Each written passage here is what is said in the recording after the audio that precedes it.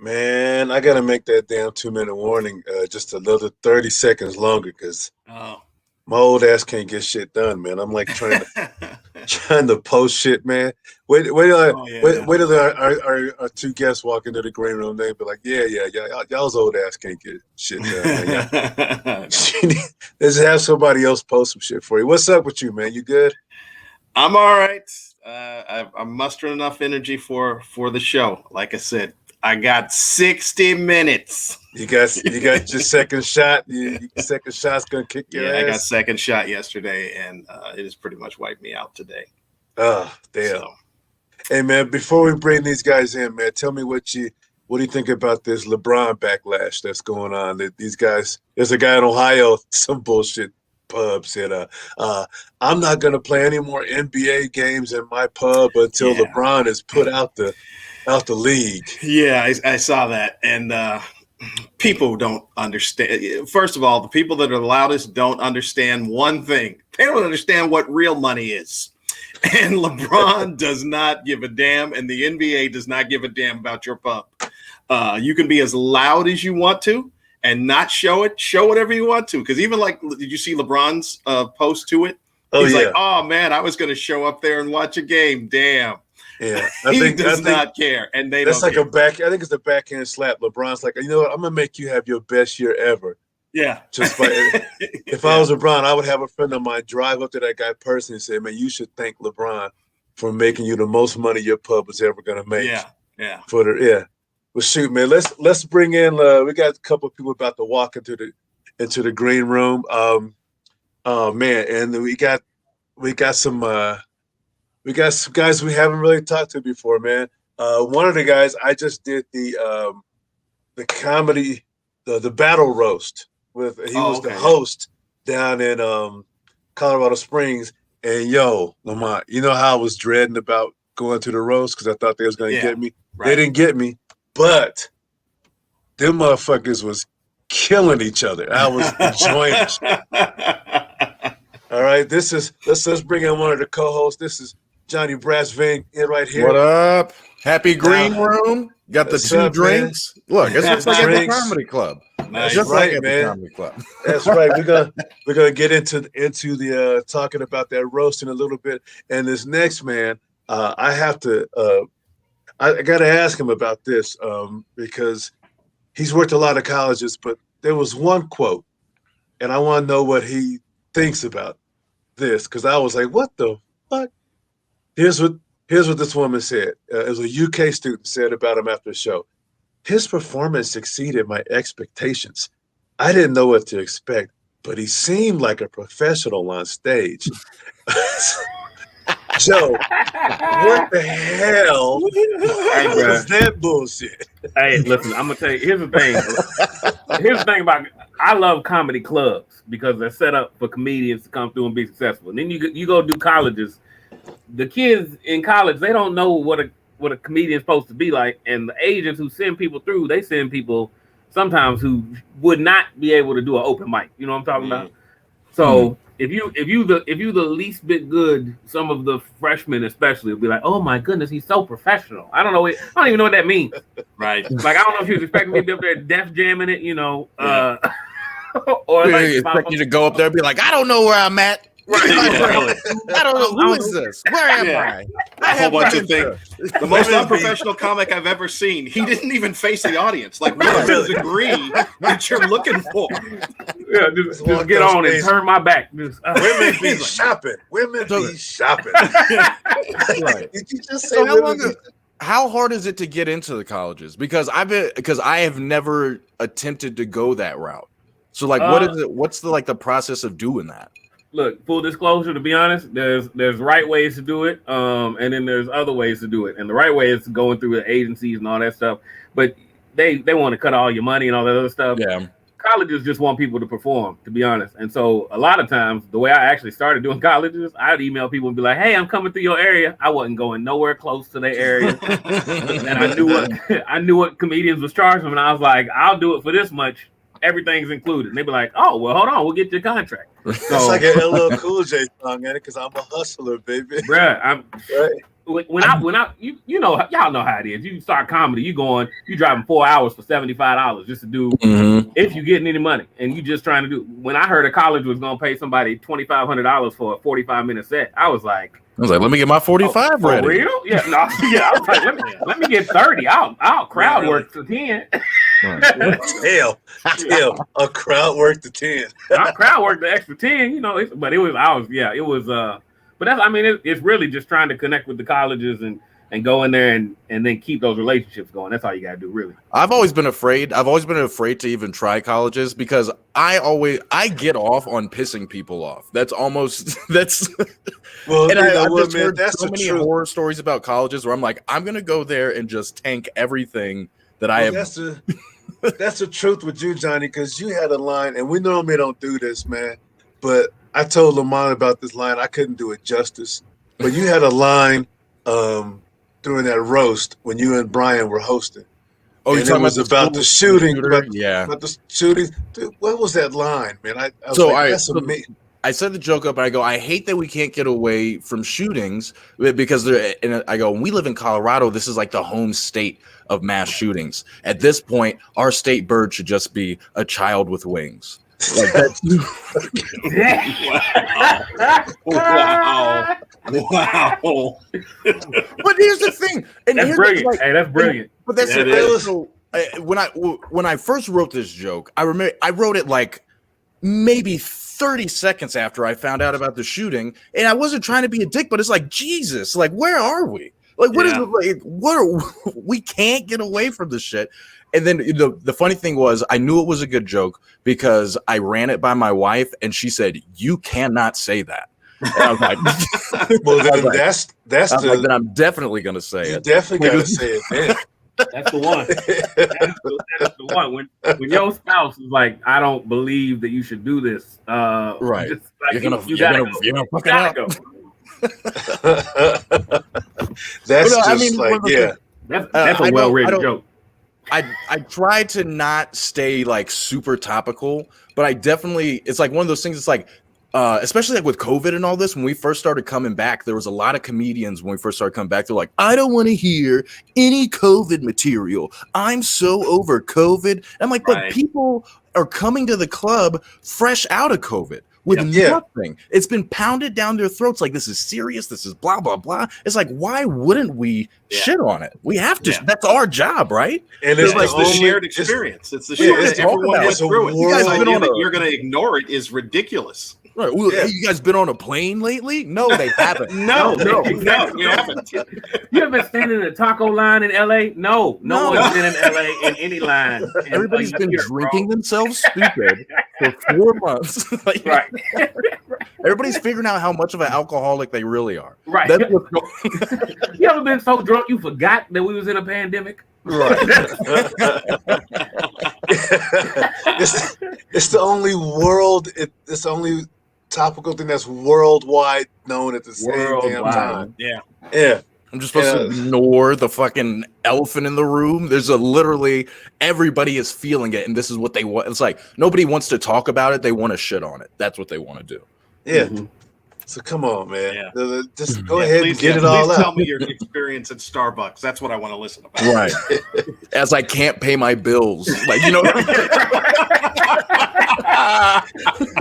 going into Starbucks like Chris Rock in that one movie. Let me get it. How much is it? He's an ice cold. Right. Please tell me about Starbucks as me and my wife are realizing that we shouldn't be together. Please. Yeah, please tell me about your double mocha latte when I've just realized I don't like my kids. Like I don't. Oh, you had fun at Starbucks? That's what I had to do. Take all the guns out of my house. That's what I had to do. First of all, you shouldn't even be. I'm so glad you made a stand on what material choice you have. You shouldn't even be at Starbucks with the money you're getting from the government. I'm living stimulus check to stimulus check. Yeah. I pay bills every 6 months. You getting Stretching this $1,300. $1,300. You getting $1,300 in it for 6 months, and you at Starbucks with getting an $8 cup of coffee. Right. You need your ass. What the fuck? Oh man, there's so much stuff that people just they get so upset about, and you go, that's what you're getting upset about, really, really. But you know All what's this. what's kind of funny is I've noticed, especially since we've come back from the pandemic and everything is starting to slowly open up, crowds really don't care anymore. Like the only people that are like policing and doing are like the comics, and I'm like, what the fuck are you guys doing? Like, you know, like it's so funny because especially being in Colorado Springs with Denver being so close proximity, Denver is a very safe space. And I'm not trying to talk shit about another scene or anything like that, but it's like they're a very safe space. They have a completely different culture out there. And then they'll come down here and they'll be like, I can't believe you guys are getting away with saying that on site. I'm like, what are you talking? No, this is what people want. Right. Like you maybe you have conditioned your whole scene and culture in Denver to be like that, but that is the Denver culture. That is the Denver scene. I don't know which Denver comics have been coming down there because all the Denver comics I know don't give a fuck about what they talk about. Hey, look, the ones that don't give a fuck are the ones that come down here and have a blast. You know what I'm saying? My boy Anthony. I bet Anthony Crawford come down there. Right, Anthony Crawford come down here and have a good fucking time. He'll have a good fucking time. You know? But there's a collective of people that are like, oh, you shouldn't be doing this, you shouldn't be doing that. I'm like, dude, comedy is like the last punk rock thing. You know, it's the last, like, who cares what the rules are? Like, I'm supposed to go make people laugh. I'm not supposed to make sure everybody feels good. Now I'm going to say some shit and either you guys are going to like it or I'm going to pay for it. That's literally the contract of the comedian. Right. Yeah. It's the last place you can actually have freedom of speech. Mm-hmm. Like legit freedom of speech. And I make a joke all the time when I say I'm going to get canceled, but I don't care. Because how long does a cancel last? You know what I'm talking about? Like, what are you going to take from me? What are you going to take from me? Already, you know why I got into this? Because I had nothing. That's like, so what are you going to take from me? Any attention you give me is going to be more than I got from my father's, what I'm saying. So, like, write an article, send me a paper. It don't matter to me. It's going to validate what I'm doing in some way, whether it's positive or negative. I'm dealing with childhood cancellation. This don't scare me. Brian said I need to see Ben Roy. I worked with Ben Roy. I love Ben Roy. Oh man. There's another guy. Yeah. Look, there's another guy that doesn't give a fuck. Hey, the first time I worked with fucking Ben Roy, we were doing this room. I think it was in Boulder or Aurora, but there was a person talking the entire time during everybody's sets.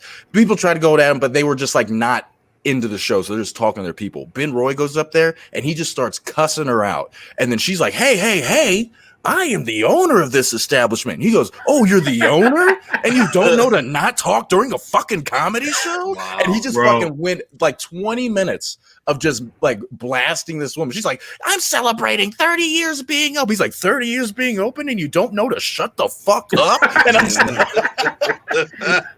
That sounds like Ben. I'm in the back like, yeah, still pay me. Yeah. That must be a theme. Hey, the first time I did a show with him, we were at a rock festival, bro, and we were supposed to be next to this like punk rock stage, and they were supposed to be on a break, but there was storms and everything, so the schedule got thrown off. We're all mid setup. Every time we get mid setup, boom, and like instruments going, somebody yelling. Ben jumps off the stage with the mic and just goes in the crowd and starts yelling at them, yelling jokes. Oh, yeah. Like in their faces. Oh, yeah. So aggressive. And he was like, this is a rock festival. I'm just going to do this. And it was hilarious. Yeah, I've seen him basically sit in somebody's lap. Right. And do his best. He'll get right in their lap and get right in their face with the mic. And he's like, this is just a fucking... I don't know what the fuck we're doing here with this bullshit. And it's like, whoa, okay, man. Yeah. He's one of my favorites because me and Ben always have this conversation about putting stuff up online and people recording your stuff and putting it online. And my thing is I don't think comics want that because some of those bits are unfinished. Right. Yeah. But Ben has a tendency to come out with bits that are almost fully finished when he steps on stage with them. So of course you're not going to be worried about somebody stealing your stuff.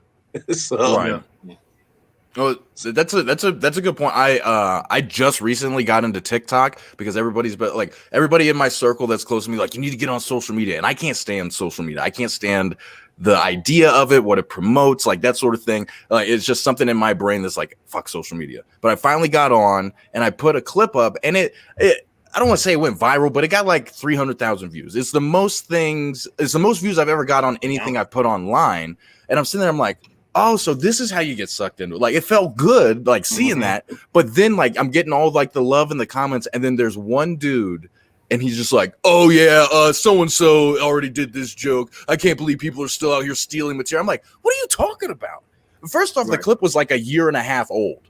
And I'm just like, I'm like, and I was like, hey, send me a link. Well, I don't really have a link. I'm like, then why are you in here? Why are you in here? Like, oh, you're stealing me. Fuck, I can't stand those people.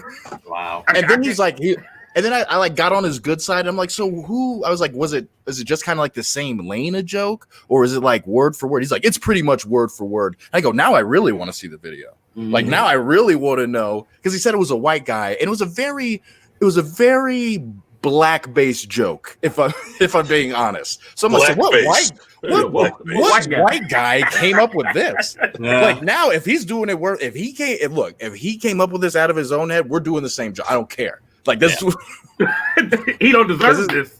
I've now colonized this joke. Okay, only Christopher Columbus. I discovered this joke. I discovered this motherfucker. I know there were comics here before me, but god damn it, we're trying to make a trade route to India. What are you? That's the thing that kills me is people will say all the time, like, "Oh, you stole this," and I'm like, "Well, show me where I stole it, because if I stole it, I want to know, and I'll fix it. I won't do it anymore if you can prove to me I stole it." And then they don't have a link, and it ends up being somebody had something remotely similar, and I'm like, there's only so many, there's only so many thoughts that happen in the human brain. This is what me and Lamont were just talking about last week, where there's a guy we know had posted up all this stuff about this is a similar thing, and what does he say? Am I the inspiration for this now? And you look at his bit and you look at the other guy's bit, and you go, no, that was parallel thinking, because the other guy's bit is so much more fleshed out and is more of a next level thing, where yours was just a couple of lines and then you moved to something else. Whereas this guy had a whole 5-minute fucking bit about the same thing. Right. Well, that kind of rolls into my issue with a lot of, and when it comes to like local scene politics, I try and not get involved, but I'm here. This is where I live. This is where I'm going to be at. And people really get into this, like, oh, they stole my idea. They took this from me. And I'm just like, first off, there's 45 comics here in the Colorado Springs. It's like, that is something you all already have in common. Right. You should already be like, oh, so we're all kind of on the same wavelength of mentality. You know what I'm saying? So it's like, how can you be like, oh, he stole this joke? It's like, no, it's just it's just in the same wheelhouse. Like, as much as it's like, be original, it's like, you have to understand, out of all the people in the world that are doing comedy, you think you're the only one that thought that's how fucking cereal tastes? Like, you think you're the only one? Well, if you're the only one, then the joke doesn't work. Because you're trying to relate to a group of people. Right. So we're gonna cross streams at some point. Yeah. You guys just and there's been a couple times where and this is kind of the relationship I have with the people I keep close, where we will have like very similar jokes, and we will be like, hey, whoever tells it better, that's your joke now. You know what I'm saying? It's like, we have the same kind of premise. We have the same kind of setup. We will both do the joke on the different stages that we're on. And then we'll come back and be like, oh yeah, and we're very like self-aware to be like, man, I'm not really getting with it. And the other person's like, man, my shit's been killing. It's like, all right, that's your joke now. That's your joke now. And that's how it works. I feel like that's how a good community is supposed to work. I hate all that's how it's supposed to work. I hate all the competition and all that. Like, I know there's a healthy version of competition, but I hate when people are acting like we're making money doing this in like the local scene. It's like, bro, we're at a fucking sports bar, and you're like, oh, you fucking taking my spot. It's like, what are you talking? Bro, I got to get up and go to work in the morning. What are you talking about? Like, I'm not stifling opportunities. Like, I think You don't know how I think different that's that is, between Lou. When we came up, you know how many times I either had something that was similar, but just like you said, Johnny, that it wasn't necessarily working, or I hadn't tried it and went to the other comic and said, "Hey, I have this. It's not working, or it's not yours is better. Here, take my whatever the angle that I have. Take that and add to yours and do it." Oh yeah. Yeah. I think that's the difference between a community and proximity, though. Like, there's a lot of people who just be around. Thank you, Catherine, by the way. Y'all, right. Y'all don't need to be talking about cross the streams. Well, you know, sometimes it happens. Hey, look, sometimes there's only one toilet in the bathroom. All right? Exactly. You gotta... Hey, look. I think that's the difference. We got 2 words for you: trough urinal. Now, where you been that has a trough urinal in I haven't seen those in ages. Right. That's a COVID risk. That's a COVID risk. They took all those out. As soon as COVID came in, they were like, we got to get rid of these trough urinals. Plexiglass in between the Yeah, really, yeah. Oh, shit. It used to be you would show your age by saying either album or CD. Now it's trough urinals. Trough urinals. The line of demarcation. Get rid of trough. That's why America's losing its edge. We got rid of the trough urinals. You ever had to stare at the ice and be like, whose cigarette is that? Whose cigarette is that? Who spit their gum in here? This is It is fucked up when the ice is on the other side and you trying to. trying to there's melt no it ice in front of you, but everybody else has ice. And now you hit that stainless steel and it's splashing back onto your pants. There's like an 8-year-old standing next to you with a hot dog and he's just getting blasted in the face. He's just like, oh, Jesus. You should have went towards the ice, little man. Go towards the ice. Where's your father at?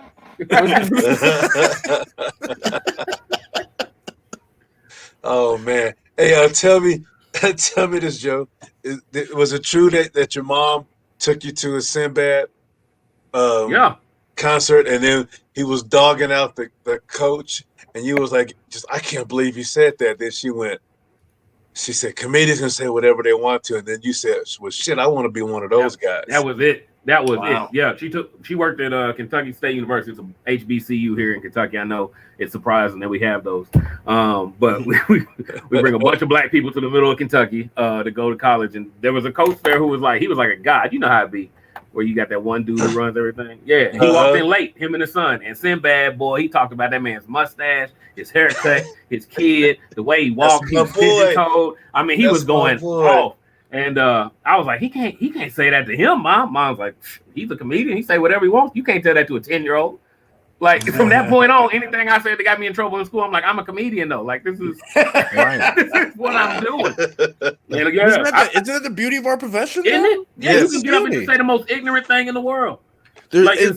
Right. I mean, I remember so many stories growing up, and this is before I even knew I was going to do comedy or anything like that. But I was always like the funny kid. That was just kind of who I was. And there was always these moments. And I remember we used to have basically like neighborhood moms, right? Back when the neighborhood, like people used to fucking hang out with each other. Right. And, my mom was one of the black moms, and there was 2 other black moms that were like the police force of all the kids. And so there was one, her name was Mama Harrison, and Mama Harrison would fuck anybody up who stepped out of line except for me. And I was we would all be in like the front room. Someone would say something, she'd be like, "Shut up!" and she'd like hit him with a belt, or like, she'd do something. But I would be like, I would say some off the wall shit, and she'd be like, "Johnny, you so stupid. You're so stupid." Ain't that crazy? Everybody would be like, "What the fuck? What did Johnny get to say that?" She's like, "Because it's funny." Like, all black ladies think kids are funny, they say something like that. Insult. They'll be like, "Boy, you so stupid." Right. I used to get this. "Boy, you ain't got no sense. You just like your daddy." That's what I would get. But Johnny, you came straight from the Air Force, man. Did they give you leeway in the Air Force? The Air Force was here's the thing. I love my country. I love the military. All right. But the Air Force was a shit experience for me. It was this shit. Now let's put that aside. Now because, all right. And I'm not trying to say I'm some sort, but I had a lot of crazy shit happen. I signed up for 4 and I was only in for 2. I got in a little bit of trouble. I was drinking underage. I was 20, and it was like 2 months before my birthday, and I just kind of got caught. I wasn't doing anything crazy. They just did a dorm raid, found some beer in my fucking room. But then it started to roll into this crazy like witch hunt. And it was one of those things like I was a military kid my whole life. My dad was in the military, his brother was in the military, his father was in the military, my mom was in the military, my grandma was in I'm from a military fucking family. So I was like, I'm going in. I have to go in. I can't be the one that doesn't go in. So I go in. And I was good at my job, but this one incident like set this chain of events off to where it was just like it got so crazy. I had to do a bunch of court martial shit. It was fucking nuts. And it was like it was because they were doing rollbacks. I don't want to get too deep in the weeds about it, but it was just a bad situation. I did fuck up, but I didn't deserve what happened. You know what I'm saying? And it was just one of those things. When I left, I had a super sour taste in my mouth. And my dad, he was like the biggest military advocate. I remember when I came home, he was like, "Hey, look, that is not the military you grew up with. I apologize that I didn't forewarn you. This is what you were going into." But like coming out, what was funny is like it threw me into this crazy depression. And the one thing I was doing was I was going to a lot of comedy shows because I was like, man, I just need to fucking laugh at something. Because I was working for like fucking pest control, and I hated my life. I was crawling under houses and like digging trenches. It was a shitty. 21. I was like, I'm gonna be in the military for life. And then like 3 months later, I'm fucking like, there's a dead raccoon under here. Hey, hold on. Be honest now. You doing pest control coming out the military? Did you ever imagine that the pests were like Iraqis or like you was in it? You was like, hell no. That rat got a towel on his head. You know what I imagine the pests were? Joe's like, did you imagine the pests were? Dirty ass bugs. That's what I imagined the pests were. I thought they were dirty ass bugs. I didn't want to do that shit. But they were the only motherfuckers hiring when I got home, and I didn't want to like fucking work at Wendy's or McDonald's or anything. I'm not saying that's a bad thing, but you know what I'm saying. You want to go? Did you role play your pest? Hey man, I'm just saying, like if I came straight out the military, I'm coming in that thing hot. Like, hey, we got Charlie on the left. You look like April said. You looked at that raccoon and said, "It's Osama. I found Osama under this motherfucker." But no, and so that was the things I was going to a shit ton of comedy shows. So I was like, and the thing was like I remember watching. I didn't realize I was watching comedy growing up. One of the first VHS tapes that I would fucking like wear out was the original Kings of Comedy. Like, and I remember watching that as a kid. I didn't know what the fuck I was watching, but I was like, this is funny. I was like, this is fucking amazing. I'm so glad I have this in my. And then I started going to comedy shows, and I'm watching like, you see the shitty open micers, and you're just kind of like, especially as like a normal person, you're like, I could fucking do that. Yeah. And I'll never forget. Starts, man. Right. And I'll never forget the first shitty joke I told, and it got a laugh, and I was like hooked immediately. Do you remember the last? Do you guys remember the last shittiest joke you told? Yeah, it was fucking yesterday. What are you talking about? Got work on this new material. There ain't a lot of stages out here. Literally every day. Every day. Literally every day. And I know, because if I say something to my wife and she just doesn't do anything but shakes her head, I know it's garbage. If she's offended by it, it's probably good. If she laughs at it, it's probably good. But if she just shakes her head, I know it's terrible. Yeah, see, for me, it was totally the opposite. I know that if I told her a joke and she didn't laugh, I would break my neck to get to the comedy club because I know that shit was going to fire. This is about to kill him. Yeah, and I would get really disappointed if she laughed at something. I'm like, damn, I thought that was a good joke. Yeah, isn't it the worst when you figure out your fucking significant other is like whatever she likes doesn't work? That's yeah. Exactly. It's just not going to go. Like, oh, damn it. I thought that was a good one.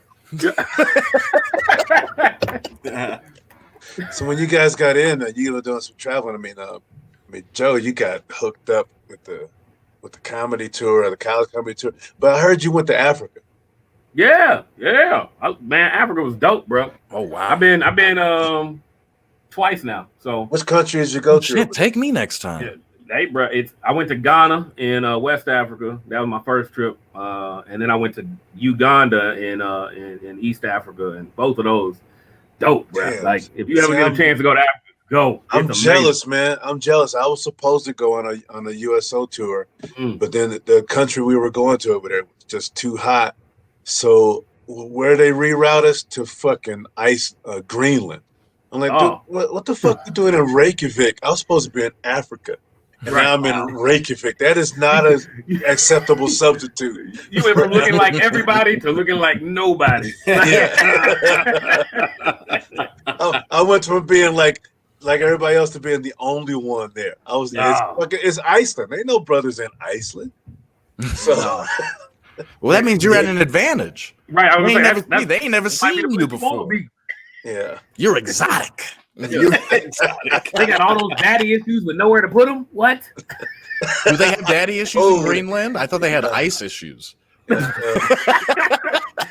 Well, their dad is trapped in ice. That's the problem. So now he ain't never paid no attention to him. They gotta wait till he thaw out. So he's Steve Rogers. Let me tell you something about boy.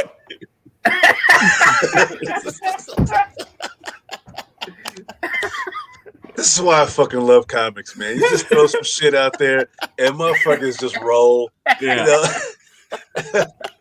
I fucking love it, man. That's why I love it. I love it.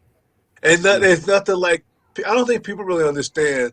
Like, that's what we hear. We just have this talk, but people don't understand this is what happens all the time. Yeah. In a good green room. If you have some club and it's a good green room, you're like, oh, fuck the show, man. I'm just going to stay back here. And there's been so many times where you end up in I don't know about y'all, but there's been like about 4 or 5 times where I end up in a green room and like me and the headliner are like kicking it, right? It's after the first show, we both realize we're good and we can like talk and like hang out, and there's no like weird like I'm trying to fucking beat you or I'm trying to bear. It's just like people, just people hanging out, and then we end up getting too fucked up. There's one headliner. He brought a weed pen, right? He brought a weed pen, and we're sitting in the thing, and we're just sitting there. We're just chatting because there's like a 30-45 minute lull before the second show, and then I'm sitting there. I'm like, man, I'm fucked up right now. I've been taking shots, I've been drinking, and then the couple was like, all right, you ready to go in 5? And I'm like, oh fuck. And headliner's like, you good? And I'm like, no, what are you talking about? You reloaded that thing 4 times. Like, That's happened in Denver. Yo, Joe, we had like those twins, those 2 black twins that wear glasses. What are their names? Oh, the Lucas brothers? Yeah, they came up here and missed the show totally. They were so fucking high. That seems right. Yeah. Yeah, they were so fucking high. They missed the show totally. By the way, they want to know that you know Mo, of course, because we were on the same TV show together, huh? Yeah, they were on the Kevin Hart thing together.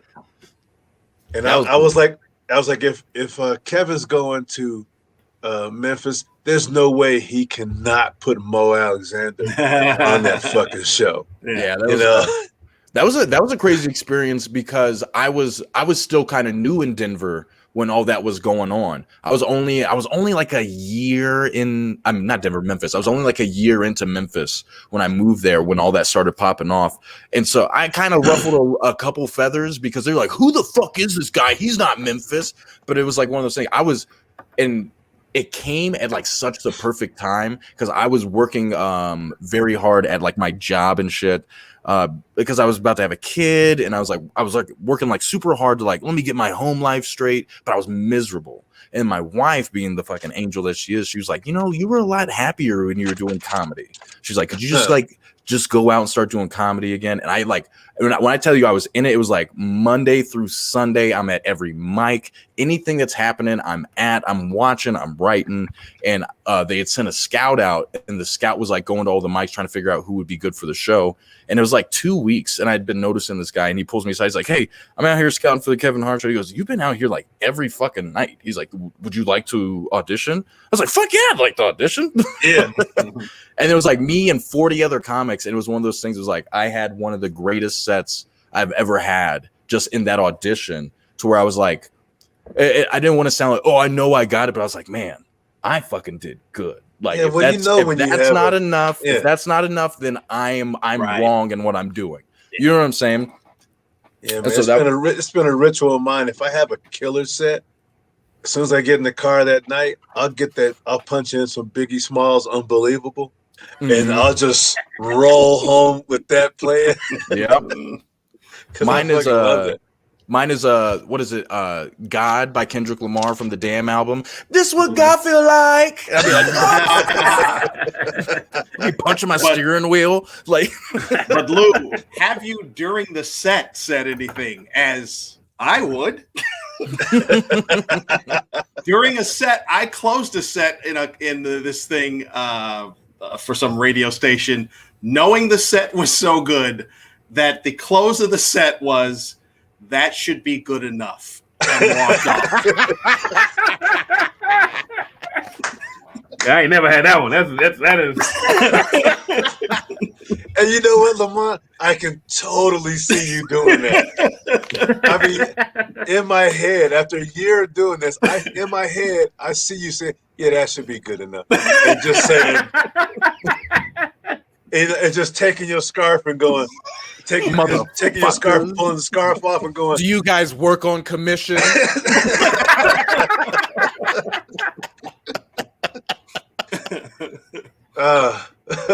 But Joe, didn't you get hooked up with radio? You got hooked up with radio. Yeah, I did radio for about 5 years. I stopped doing it right before the pandemic hit, actually. Yeah, I did a rock station and an R&B station, hip hop station for 5 years. I had a blast doing it, and we got a lot of opportunities. But at a certain point in radio, man, you just waking up at 4 a.m. for no reason, because comedy's always the top, and so I'm leaving, going out of town, doing shows, coming back, from Columbus at the Funny Bone, coming back at 2 or 3 a.m, then waking up an hour and a half later to go to the studio. Now I got to be on right away because I'm the funny guy, and do that for 4 hours, take a nap in the studio, record the next 2 hours for my lunch break. It was gruesome. The money was fine. The opportunities were great, but at a certain point, you burned everything you could do in local radio. So we weren't syndicated. We weren't a big show like that. So yeah. So I left to go full time into I coach soccer. So I started coaching and doing comedy. So it's perfect because I travel to recruit and I travel for comedy, and usually I can coincide those things. It's amazing. Man. So, Lamont, what the radio guys think when you did that? What they think? Did they say anything? Well, it was for a radio contest, and I was at the Improv on Melrose, and only the MC went up afterwards and just was aghast at the arrogance of it. She goes, "Wow, that should be good enough." Okay, all right. Then they brought up the next. And you know what? It was good enough because I won. Yeah, look, I know when things are going to happen. I'd have been like, he won. If that's his closer, he won. I won. That's what that's all I need to have. Even if we don't crown him the winner, he won in his head. That was good enough. We done. Yeah, that's it. So where do you guys think about? So this is kind of a conversation I've had with a couple people. Where do you think cockiness and arrogance falls in this game? Because I've told people you have to have some sort of semblance of that, or there's no way you're gonna survive. It's like if you need, it's like one of the things that someone was getting mad at me because they said I was cocky and we were talking, and I go, well, would you want to follow me? And they go, and they're like, see, that's the cocky. I'm like, no. I was like, let's be honest here. I was like, because here's the thing. If you're going to say no, how come you can acknowledge that and I can't? And if you're going to say yes, that's exactly the mentality you need to survive in this sort of game. Because there's so many times that I've been to shows where it's like like a middle will do great, or like the host will suck, and then you'll be out in the lobby and someone's like, man, you were great, but that fucking host, and they're standing right there. Like, and it's like, it's happened to me with like that fucking guy. And I'm just like, oh, God damn, I really gotta, I feel like there's a certain level of, you have to have that, not like a toxic confidence, but you have to have that kind of narcissistic, I am good. I am this. I am that. It's like, like a You is super good. You self-awareness. is smart. You is smart. You should be doing learn from the help in the mirror in the morning. and You walk into the club, you're like, I made you a pie, boss. You know what's funny? This is fucked up to say, but Johnny could serve that pie to himself because he's mixed. Damn right. Can't nobody fuck with me. What are you gonna say to me to hurt me? I've said it to myself already. I made me a pie, boss. To make me a pie. Johnny, to your point though. But what do you think, Lamont? I mean, because you know how I feel about the cockiness of it, but what do you think about? No, I agree with Johnny in the aspect of that you view this as akin to professional athletes. You ask any professional athlete if anybody out there is better than them, and without being on record, they will tell you no. Now, maybe they think that, but outwardly, you have to have that type of confidence that you are the best at it. Otherwise, what are you doing? It's the same thing. Tiger Woods, they used to ask Tiger Woods, hey, do you think you'll win this tournament? And he go, why do you think I entered? Like, I didn't come here to be second or third. I came here to win. Yeah, that was crazy. I was watching that documentary, and I know he caught a lot of flack for saying the whole "I'm black and knees" or whatever the fuck he said, right? But it's like one of those things. It was almost like that killer mindset. It's like I am focused on what I'm doing. Whatever you guys are whatever you guys are concerned about, I am concerned about being the best at this, and that's like kind of where that. And that's kind of like where my head rests with a lot of shit, because there's not a lot of, and I don't want to like sound like some fucking altruistic great guy, but it's like there's the money that's floating around in the scene right now. It's like $50 for a bar show. I don't care about any of that. Give me the time because I want to become undeniable. I want to make sure my shit is so tight. I want to be able to give me any subject and I'm going to make it the fucking coolest thing you've ever heard. That's what my focus is. I'm not worried about getting the followers on Twitter. I'm not worried about getting, the big break or anything like that. I want to be so undeniable. Nobody can be like, he's not funny. He's not funny. Nobody can say it. That's my mindset. I don't want anybody to be like, I don't think he's funny. No, I am. And I'm going to fuck you up. That's how I feel. Yeah, Debbie like says MMA. that cockiness is almost part of any job. If you don't have confidence, you will get eaten alive by the general public. Yeah, and that is true. That's true. But I think, Debbie, there's jobs where you can just go by and just do the bare minimum and be fine. In comedy, it's you. It's just you. If you suck, you got to deal with the audience afterwards. I hate when comics leave after they bomb. No, I want you to sit there and take those handshakes and look people in the eye and hear them when they say that you suck. And the other person was. This is MMA though. I think it's like that, Johnny. Like you better take that time after you have a bad set to realize what it looks like when people lie to you. That's right. What you Hey, good set, bro. I know it wasn't good. Shut up. Yeah. But no, I think it's like professional fighting, man. Like, because you gotta be confident, like Johnny's saying. You gotta say, I'm gonna knock everybody's head off, no matter what the situation is. But we train together. We have to have respect for each other. That's the only thing I don't like when a comic is so cocky. They can't talk to their feature in the green room, or they talk down to the staff and all that kind of stuff. You gotta understand we in the business together. But when it comes to can I follow you? Yes, like that better be your answer every time. Otherwise, what do you do? Like, and most headliners are gonna love it if you kill it because that's setting them up for a good show. Right? Oh, dude, that is like the easiest show. Like just dude. Oh, my feature did all the work for me. Thank you. Right. Now I just ride the wave. Now you just ride the wave. It's easy. My first 15 minutes is just I'm kind of just sitting here, just rolling through. I'm like, I ain't got to worry about shit, man. Right. So, but Lamont changes the whole thing. I know how you do it, Lamont. Yeah. It doesn't matter who goes up and kills. Lamont will just change the energy as soon as he walks up on stage. Yeah. So yeah, and I've seen that work very well for guys too. He's so. And I go both ways. I mean, that's the fucking wrong thing. I try to do. It's 2020, baby. It's okay. Yeah. It's 2020, baby. Biden's president, man. It's totally fine. Don't get April and Lynn started up. Yeah. Now it's over. Yeah, look at April and Lynn and Debbie started because they already got their own conversation going on in the chat as it is. Let's say about 45 comments and none of them are referencing us. That's what. No. Hey, welcome to the green room. I mean, I love this one. Nobody's referencing. This is April's comment. I'm sitting in my car in a downpour in East Denver, embracing the run into the house. It has nothing to do.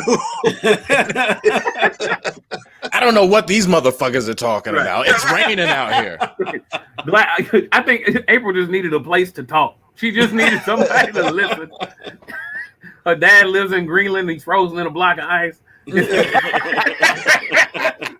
the next Captain America right here. Come on now. Look at Debbie. Debbie's like, I'm okay. I went and got my stuff out of his apartment yesterday. What?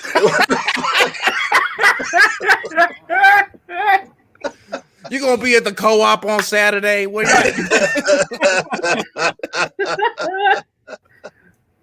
Golly. Oh. And Sherry, I'm not saying there's anything wrong with that. I'm just saying, you know what? Let's just move on. Oh, man. So, former jobs, by the way. Joe, you were also the head of campus recreation. Yeah, at a college. I was the intramural coordinator, basically. Yeah, it sounds fancy. It ain't fancy. You just laying out cones, teaching people how to referee and not get beat up by college students. Like that's basically it. Like people gonna be mad no matter what you call. You just stick with the call and walk away. That's what you got to learn. And you teach the freshmen how to do it, and they don't want to do it. But yeah, and that. I mean, it was cool. We played football. Like I got paid to play sports. That's the only way I can be a professional athlete. That's the only way. Cool. Yeah, it was dope. I loved it. College students are fun. That's why I don't get when a lot of the comics, especially like you hear Jerry Seinfeld and all these guys, they talk about the college kids, how they're too sensitive nowadays and everything. Like I still work with college kids all the time. They're not. You just not as funny to them. There's a time when you get older. You know what I'm saying?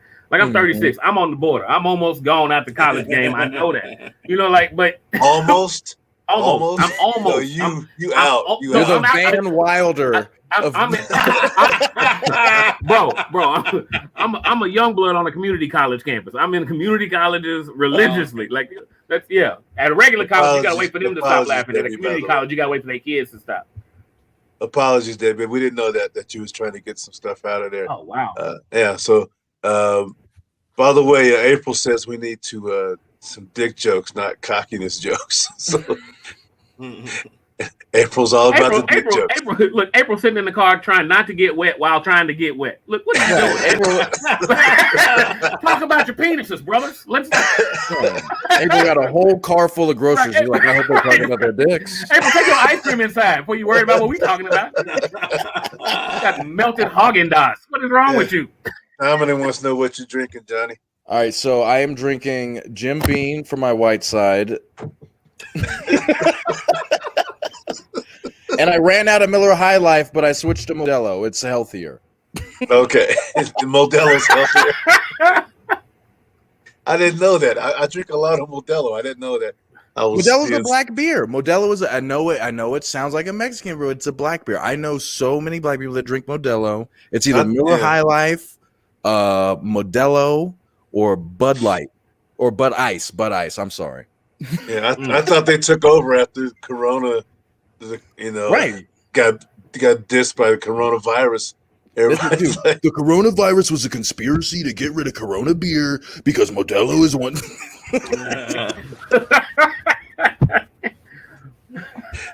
And every now and then we find these deep quotes by comics, and I just like this is some shit that Jonny said to a person in an article.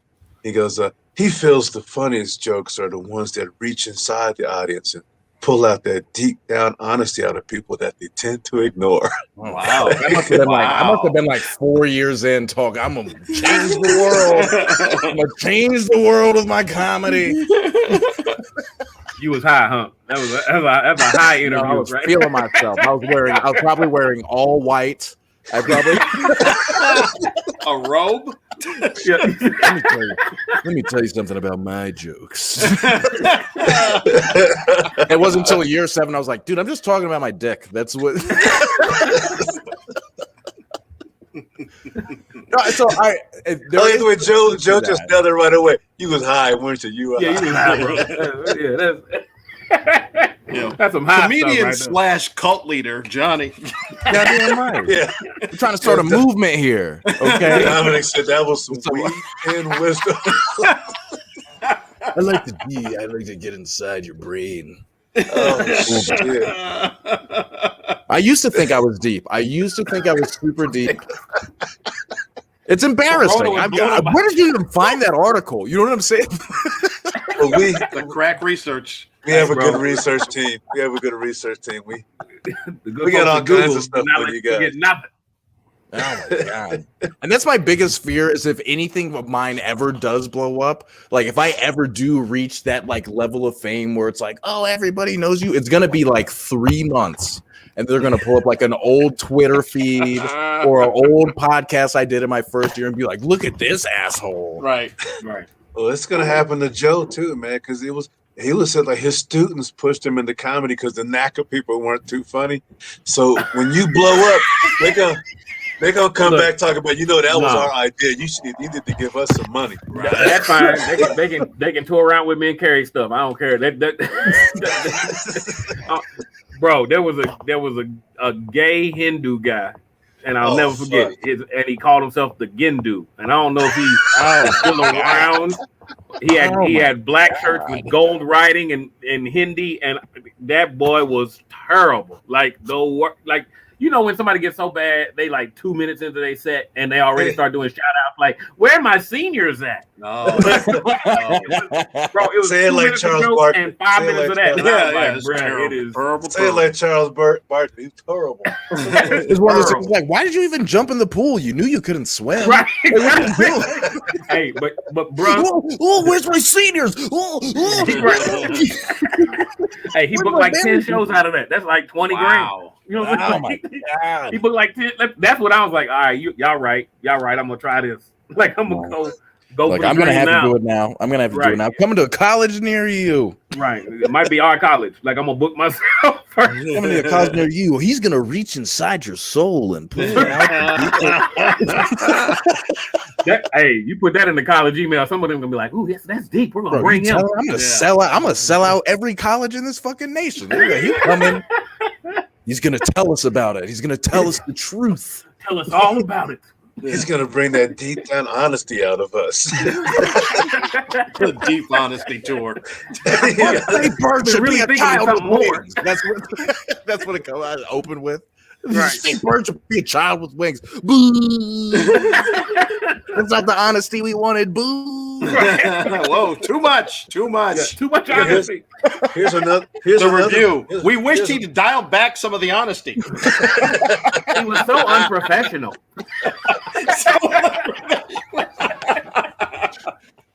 We like our corporations to lie to us. That's where everybody gets it on the roll. That's hilarious, by the way. The gay Hindu guy really believed that beef was sacred. In all forms. In all forms. That's right. Okay, well, let me throw one more of Johnny's things out here. Wow. Look, you have to understand. I'm a biracial comedian. In the beginning, I was like, dude, I'm gonna break the internet.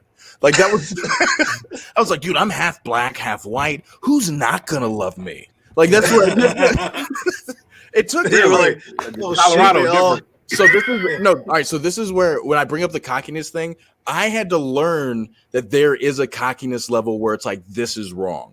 And I got put in my place. So I started in Virginia. I did a year there. And then I moved away and I went to Pensacola, Florida. And there was no fucking scene there. So in my head, I'm the best fucking guy in the city. And they had this competition that was going on. And the reward for the competition, if you won, is you got to open for Robin Williams. And it was like a big thing. And there's like all these comedians that were coming from like towns over to come do it and all that shit. I got all the way to the final round and I lost to a fucking impressionist, and it was an impressionist that they weren't even doing like good impression. I appreciate a good impression. It was like it's some dude, and he's like, "You guys want to hear Bill Clinton when he got caught sucking his dick?" And I'm like, "Dude, Barack Obama's in office. What are you doing? Like, why are you doing a Bill Clinton impression?" And he beat me. Right. And I remember it was 4 of us in the final round. They announced he won, and I'm standing there and I'm pissed off. And I look to either side of me, and the 2 other comics, they're weeping like their grandmother had just got shot in the face in front of them. And I'm just like, who did I think I was? Like, if this is what can happen, I really need to check myself. Wow. So go ahead, read whatever crazy thing I said before that. I can read it. I mean, I like that whole setup before I even read it. You like kind of Jonny whatever Bratsveen is a master impressionist. So I'll just say it to Joe and Lamont. He does that Jonny describes himself as, he says he's honest, but not in the sense that he's always telling the truth. That's what he's explain that shit to me, y'all. Yeah. Right speeches for that whole story I just told you was a lie.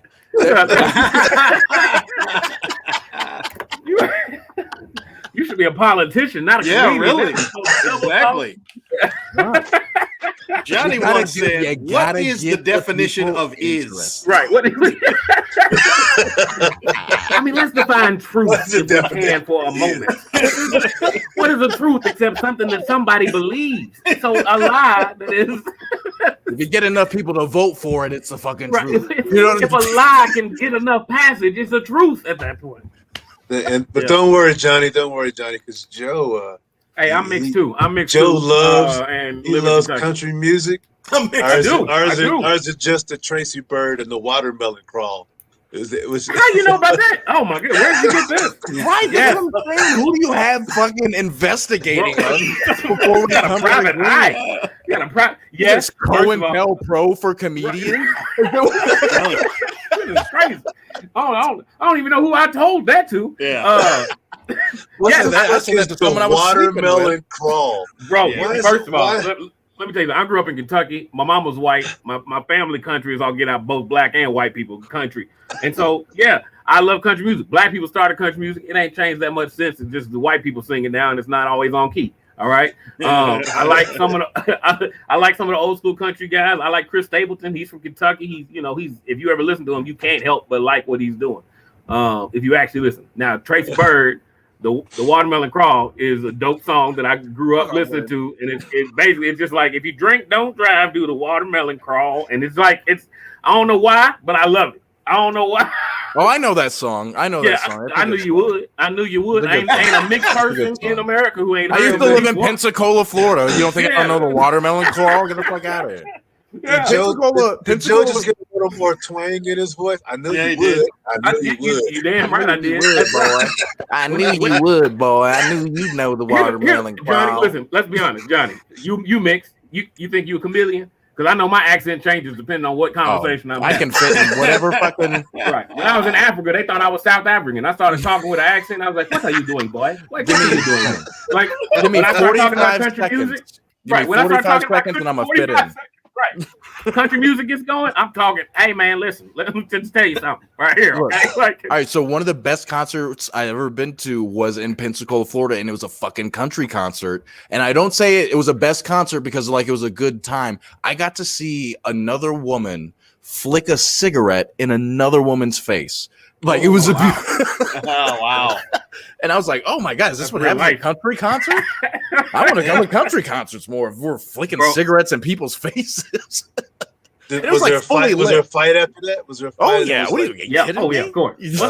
When a cigarette butt hits you, it's on. Like that's not like a mosh pit like shoulder. Hey, I love it. I've seen a white girl's tracks get pulled out. I ain't even know white girls wore tracks. That was enlightenment. I was like, wait a minute, y'all been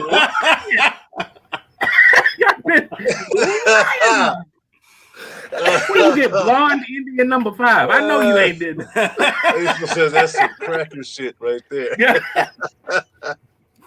Whatever. April's in the car trying not to get in the rain right now because she don't want she doesn't want her tracks to pull out. She don't want her tracks to get Dude, I've seen April got Dog the Bounty Hunter hair. I have seen some great fights over some bullshit, boy. I saw a woman almost get pulled down the stairs after she hit the other woman in the head with a rose or like a flower. Yeah. Wow. Yeah, I seen that, man. That was like, yeah. I'm the worst one to surround fights because I'm just like, yeah, come on, right. we're gonna fuck each other, fuck her up. Right. I'm the worst pre-fight. Because I'm an instigator. Like, I bet you won't hit him. Bet you won't hit him. You gonna let him say? You gonna let her say that to you? Anybody can yell, Donna. What you gonna do? Go get her, Karen. What's she gonna let her call you a Karen? Ooh, she said that about your mama. I'm a great witness. Okay, before we get out of here, because we got a few more minutes left. But what is the best fights you ever seen? Just like the live fight, you just sitting there going, God damn, that's a rough ass fight. What's the best street fight you ever saw? Do you want to go first? I'll go first. Go ahead, Johnny. Go ahead. So in high school, there's this kid. Well, he wasn't a kid. He was one of those like 23-year-olds that would hang out with children. His name was Mike V. All right. Mike V he was insane. All right. And so Mike V would just start shit and get in fights. And there was one time we were at a party and it's a party we're not supposed to be at, but like it spills out into the fucking parking lot and Mike V's yelling at this guy and the dude pulls his shirt up and shows his gun to Mike V. And everybody's like, whoa, whoa, whoa, whoa. And we're all standing behind Mike. And Mike turns and he looks at us. He goes, oh, y'all are worried he has a gun? And then he just turns around and socks the dude in the face. And then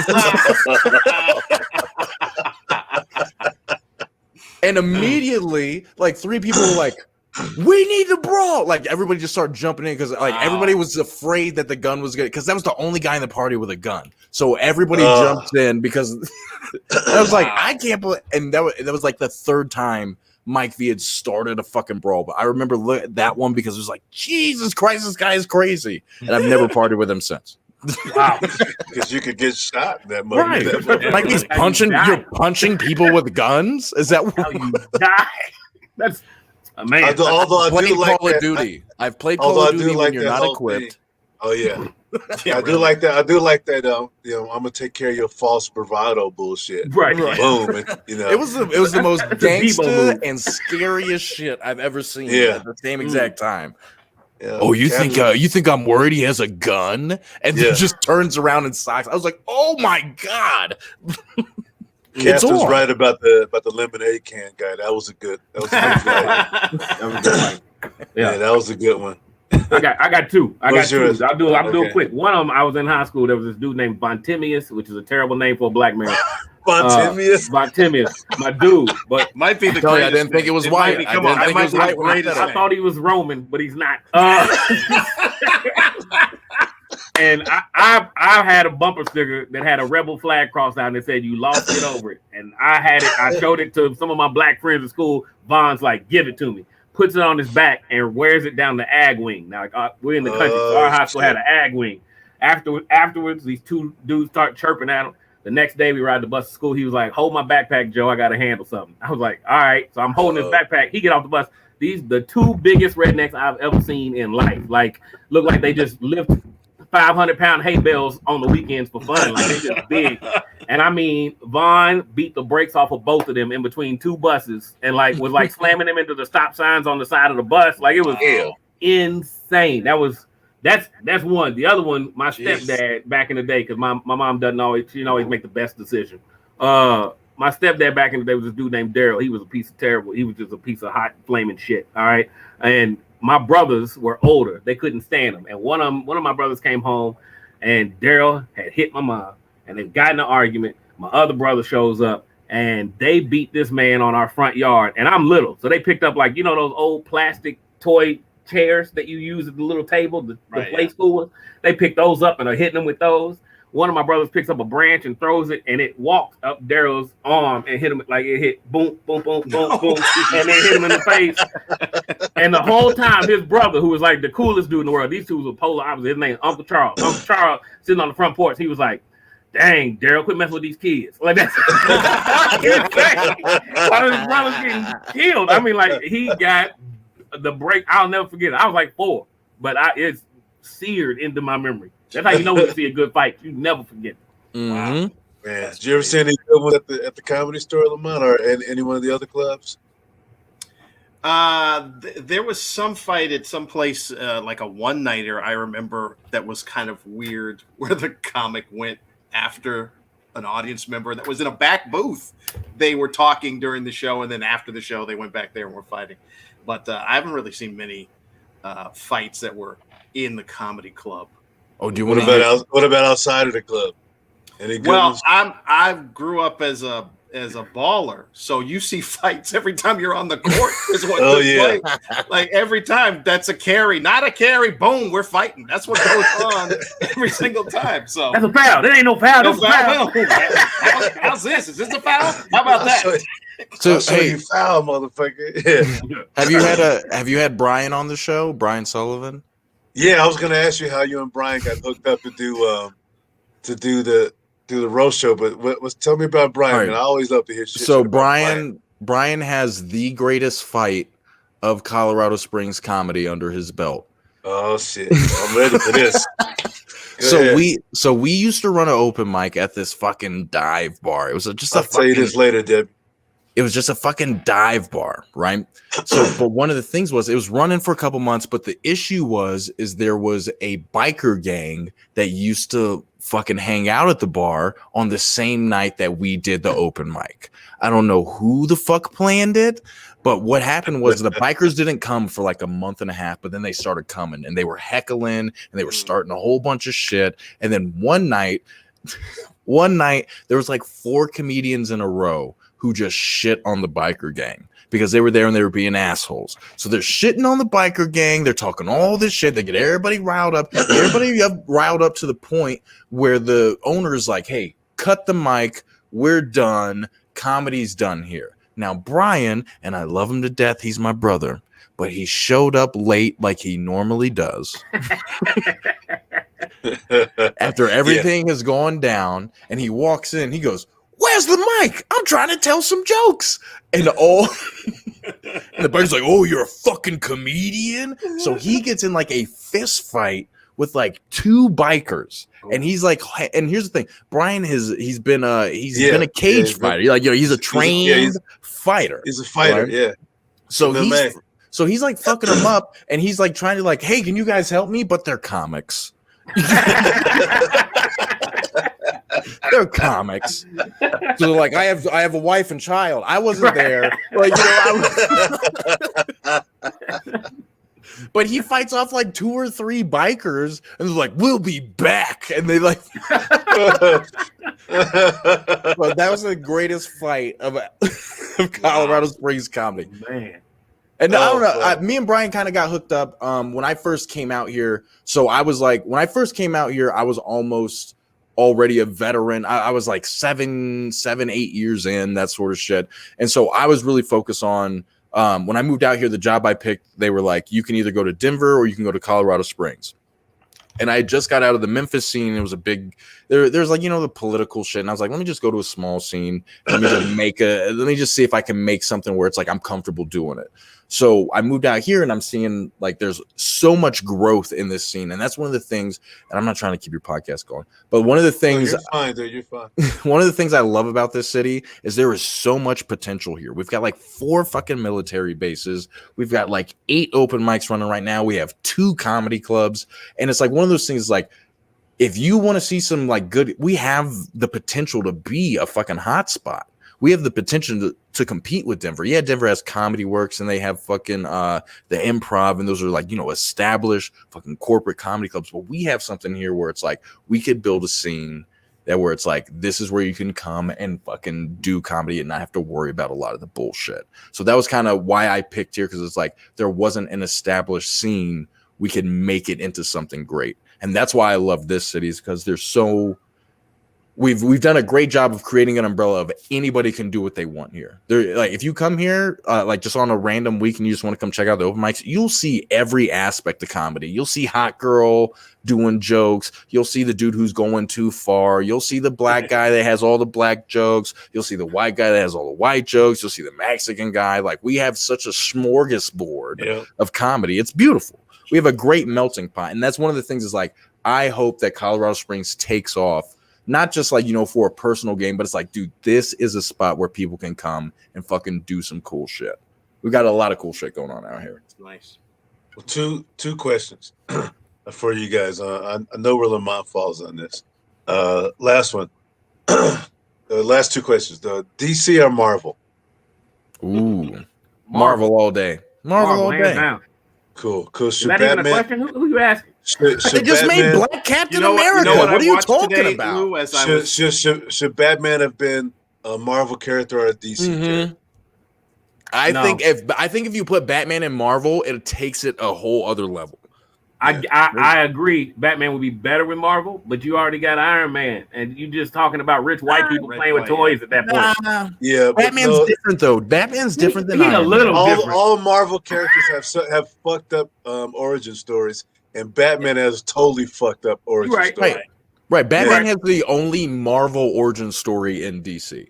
That's he had to watch his parents get killed. Yeah. Meanwhile, Superman's like, I've just been invincible forever. You know what? Today, Lou, because I saw on Instagram that today was the 2-year anniversary of the release of Endgame.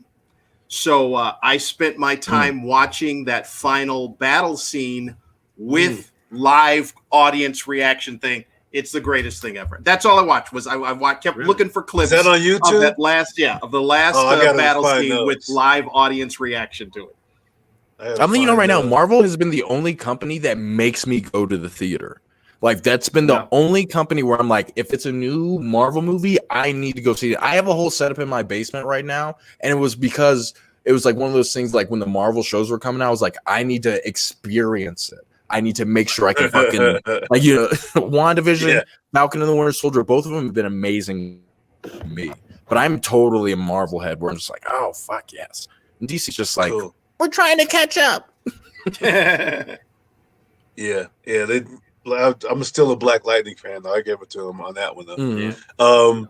So Joe, I go to Joe and then to Johnny. What's your pre-show ritual? Oh God!